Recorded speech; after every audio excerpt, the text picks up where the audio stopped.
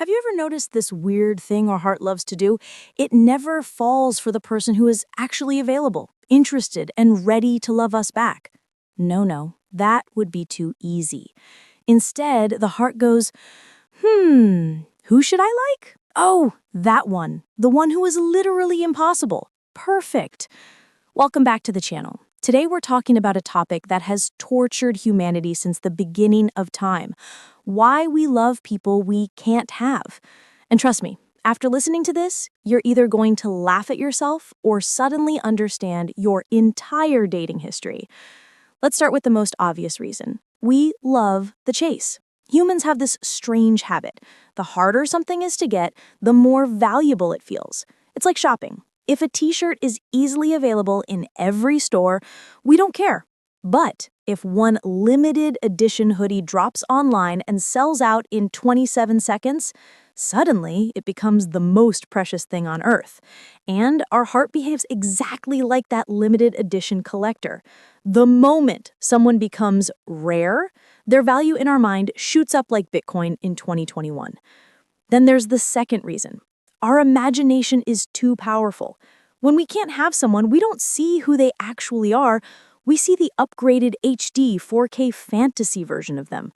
We fill in all the missing details with perfection. Maybe they're kind, maybe they're funny, maybe they'll understand my trauma, maybe they're my soulmate. Meanwhile, the person has replied okay to our 9-line paragraph. Reality? Dry.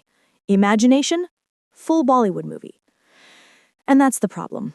When you can't have someone, your brain creates a dream version of them, and you fall for that, not the real person. If you actually got them, half of that fantasy would collapse in the first week. But since they stay far away or uninterested or committed to someone else or simply emotionally unavailable, your imagination never gets corrected. You keep loving the illusion. Now, the third reason is painful but honest. We love people we can't have because it feels safe. I know that sounds weird. Like, how can heartbreak be safe? But think about it. When someone is unavailable, you never actually have to face the real risks of a relationship, the vulnerability, the effort, the fear of being seen. You can love them from a distance and still protect yourself from getting hurt. It's like having a crush on a celebrity. You get the excitement without the responsibility. Reason number 4, our ego loves the challenge. Sometimes it's not even about the person. It's about proving to ourselves that we're good enough to win them. Your heart is crying, but your ego is doing push-ups like, just give me one sign, bro, one sign, and I'll show you game. We start treating love like a competition instead of a connection. And then there's the classic one, timing.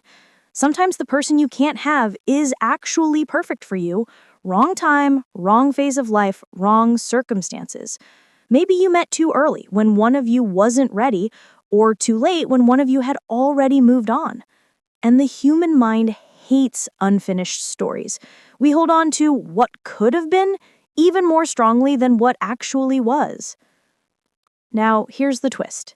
Sometimes we fall for the unavailable because somewhere deep down, we think we don't deserve someone who is fully available, someone who genuinely wants us, someone who shows interest, someone who chooses us clearly. That scares us. So we go after the people who make us chase them because that feels normal. It fits the old pattern. It feels familiar, even if it hurts. But here's the truth nobody tells you. If someone is emotionally unavailable, uninterested, or simply not choosing you, the problem is not that you aren't enough. The problem is that your heart is addicted to difficulty. You're chasing validation, not love. Real love isn't confusing. Real love doesn't make you guess. Real love isn't full of mixed signals, half replies, and maybe someday. Real love feels like, I choose you. Today, tomorrow, clearly, consistently. But we don't see that because the unavailable person creates a fantasy, and fantasies are seductive until they break you. So what do?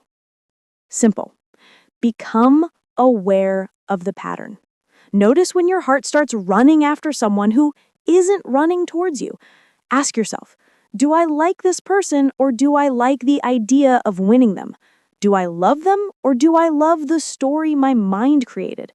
And most importantly, would I still chase them if they showed interest first? Because if your answer is maybe not, congratulations, you don't love the person, you love the chase. Loving someone you can't have is a human experience. It happens to all of us. It hurts, it teaches, it transforms. But it also shows you something powerful: your ability to feel deeply, your capacity to hope, your courage to dream. Just remember, don't let your heart fall for the unavailable forever. One day, someone will walk in who chooses you effortlessly. And that day, you'll realize love was never supposed to be a war. It was supposed to feel like home.